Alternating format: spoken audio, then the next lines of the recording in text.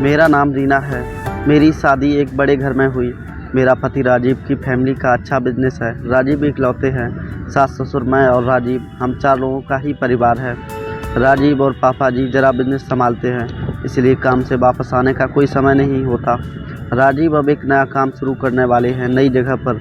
वहाँ पर हमारा एक फार्म हाउस भी है, इसीलिए हम दोनों कुछ दिन वहीं जाकर रहेंगे। फार्म हाउस में समय बिताने के साथ राजीव अपना काम भी करते रहेंगे। सुबह जल्द ही हम लोग फार्म हाउस में पहुंच गए। फार्म हाउस की देखरेख के लिए एक नौकर था, वो वहीं पास एक रूम में रहता था। हम जैसे ही पहुंचे, दूर से किशोर दौड़ता आया हमारी कार के पास। आकर उसने ही कार का दरवाज़ा खोला। नमस्ते मालकिन, हंसते हुए मुझे बोला। राजीव ने, यहाँ यह किशोर है, हमारे फार्म की देखभाल करता है। मैं अंदर जाकर बैठी। थोड़ी देर बाद राजीव अपने काम में बिजी हो गई। उन्होंने किशोर को कहा कि मैडम को फार्म दिखा दो। किशोर बोला, ठीक है साहब। वो मुझे फार्म दिखाने ले गया। फार्म में हम घूम रहे थे, तब गेट के बाहर से लगभग 6-7 साल की लड़की ने किशोर को आवाज़ लगाई। वो स्कूल से वापस जा रही थी। किशोर बोला, मैडम मैं आता हूँ। वो गेट पर खड़ा उस लड़की से बात करने लगा। मेरी नज़र पड़ी तो वो लड़की मेरी तरफ ही देखे जा रही थी। फिर वापस आकर बोला, मैडम आप आराम करिए, मैं आता हूँ। ऐसा बोलकर वो चला गया। अगले दिन सुबह फिर राजीव अपने काम से जल्दी चले गए। मैं सोकर उठी। मेरे उठते ही मुझे दरवाजे पर किशोर दिखाई दिया। मैंने पूछा, क्या कर रहे हो यहाँ पर? वो बोला, मैडम अभी आया हूँ चाय लेकर। मैंने बोला, ठीक है, यहाँ टेबल पर रख कर चले जाओ। मैं नहाकर किचन में गई। किशोर वहीं पर था। मैं अपना कुछ काम कर रहा था। फिर वो मुझसे बात करने लगा। मैं उस तरह की लड़की नहीं हूँ कि कोई एकदम से मुझसे बात करे और मैं भी उससे करने लगूँ, इसीलिए मैंने उसकी बातों पर कोई जवाब नहीं दिया। यहाँ का पुराना नौकर था, इसीलिए मैं उसकी बातें सुन भी रही थी। अगर ऐसा नहीं होता तो शायद मैं उसे डांट देती। अभी मुझे यहाँ आए 2-3 दिन हो गए थे। मैंने यह नोटिस किया कि वो मुझसे बात करने की कोशिश लगातार करता ही रहता है। एक दोपहर मैं कमरे में अकेली बैठी थी। अचानक से किशोर कमरे में आता है। बोलता है, मैडम मुझे कुछ पूछना है। मैंने बोला, क्या? बोला, मैडम आप बुरा मत मानना। मैंने बोला, पूछो। बोला, मैडम मैं आपकी एक फ़ोटो ले सकता हूँ? मेरे मुंह से निकला, क्या? बाहर निकलो अभी कमरे से। किशोर बोला, मैडम आप गलत समझ रहे हैं, मेरी बात तो सुनिए। मुझे पता नहीं क्यों गुस्सा आ गया। मैंने बोला, बाहर निकलो यहाँ, अभी तुम्हारे साहब को फ़ोन करूँ? इतना बड़ा घर है और आप मेरे लिए तो अनजान ही था। ऊपर से वो इस तरह की बातें कर रहा था। मुझे कुछ अजीब सा लगा। मैंने सोचा शाम को राजीव आएंगे तो सबसे पहले इसकी छुट्टी करवाऊंगी। शाम को राजीव आए तो मैंने उसको सब बताया। राजीव मानने को तैयार ही नहीं थे। बोले, यह कई सालों से है, उसकी एक बच्ची भी है, तुम कुछ गलत समझ रही हो। उसकी बच्ची के बारे में मुझे पता नहीं था। मैंने बोला, कई सालों से यहाँ कोई लड़की भी नहीं आई थी। राजीव ने बोला, रुको अभी बुलाकर बात करते हैं। राजीव ने किशोर को आवाज़ लगाई।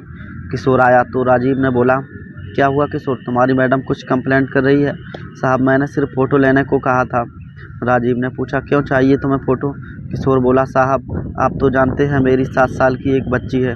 उसकी माँ उसके पैदा होते ही चल बसी और जब वो 2 साल की तब हमारे घर में आग लग गई थी। भगवान की कृपा हम तो बच गए, लेकिन उसकी माँ की सारी निशानियाँ ख़त्म हो गईं। बिन माँ की बच्ची को संभालना बड़ा मुश्किल होता है साहब। मैडम उस दिन जब मैं आपका फार्म दिखा रहा था तब स्कूल से घर वापस जाते वक्त उसने हमें देख लिया। मेरा घर यहीं थोड़ी दूर पर है। उसकी दादी उसे संभालती है। हमेशा मुझसे पूछती रहती है कि पापा मेरी माँ कैसी दिखती थी, कैसी चलती थी, कैसे बात करता था। मैं उससे कहता था वो बहुत सुंदर थी, यहाँ गांव में उसके जैसा कोई नहीं है। आपको जब देखा तो उस दिन मुझसे उसने यही पूछा, क्या पापा मम्मी ऐसी थी? मैंने उससे कहा हाँ ऐसी थी। तब से जिद पर अड़ गई कि मुझे मैडम से मिलना है। वो मेरी मम्मी जैसी है, स्कूल नहीं जा रही। मैं इसीलिए आपसे बात कर रहा था कि हाँ आपको यह सब बता सकूं, लेकिन आपका स्वभाव अलग है। फिर उसने आज सुबह से कुछ खाया नहीं। बोल रही है फ़ोटो लाना मेरे लिए, मेरे स्कूल वाले दोस्तों को दिखाऊंगी कि मेरी मम्मी ऐसी थी। तो मैंने बोला कि मुझे फ़ोटो लेकर दिखा दूँगा। वो बोली, पक्के से लाना। इतना कहकर किशोर फूट फूट कर रोने लगा। रोते हुए ही बोला, बच्ची है मैडम, उसका नसीब ही होगा ऐसा है। पैदा होते ही माँ मर गई और बाप मुझ जैसा मिला। मैडम हम साहब कुछ भी बोल देते थे। साहब का कभी मुझे डर नहीं लगा यही आदत मुझे पड़ गई और मैंने आपको भी अपना समझकर बोल दिया। आप मुझे बताने देती तो मैं आपको भी बता देता। किशोर की बातें सुनकर मुझे अपने आप पर गुस्सा आया। राजीव ने किशोर को चुप कराया और बच्ची को यहाँ क्यों नहीं रखते हो, उसे यहीं रखो, इतना बड़ा फार्म हाउस है, कल बच्ची को लेकर आओ। सुबह वो बच्ची को लेकर आया। बच्ची को दूर से ही मुझे दिखा रहा था, शायद अब भी झिझक रहा था। मैं खुद बच्ची के पास गई, बोला अरे हम यहाँ 4 दिन से हैं और आप अब आ रही हैं। मेरे ऐसा कहने पर बच्ची के चेहरे पर मुस्कान आई, वो अनमोल थी, वो मुझसे लिपट गई। जब तक मैं वहाँ रही मैं उसके साथ खेलती और हंसती रही, एक अलग खुशी मिल रही थी। अब वो एक वजह बन गई थी मेरे वहाँ बार बार जाने की। दोस्तों, आज की कहानी यहीं पर समाप्त होती है। कहानी पसंद आई हो तो लाइक शेयर सब्सक्राइब करना ना भूलें और हमें कमेंट में ज़रूर बताएं कि ये कहानी आपको कैसी लगी। मिलते हैं नई कहानी के साथ। जय श्री राम दोस्तों।